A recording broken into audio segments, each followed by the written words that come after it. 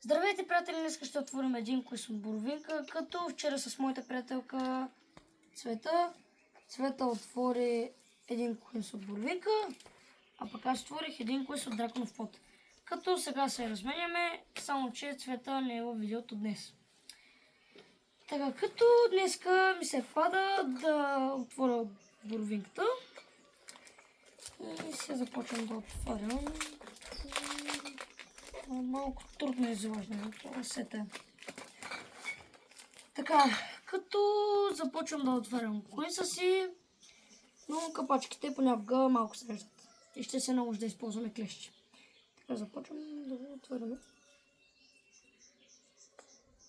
Тая капачка наистина ще се сърни. Няма. Така.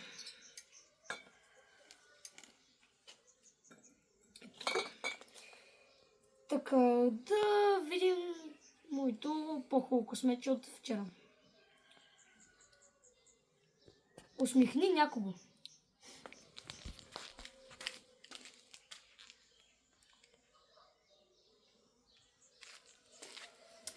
Като това не е много лошо. Това не е много лошо късмече. Пак ставам. Е по-добро от вчерашното. Сега е ред да опитаме вкуса на куиса.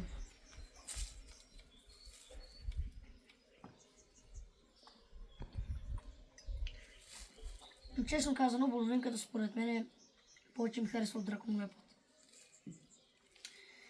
Така, довиждане, приятели, това беше моето видео днес. Ако видеото ви е харесало на вас, кликнете един лайк и се абонирайте за моя канал. До скоро!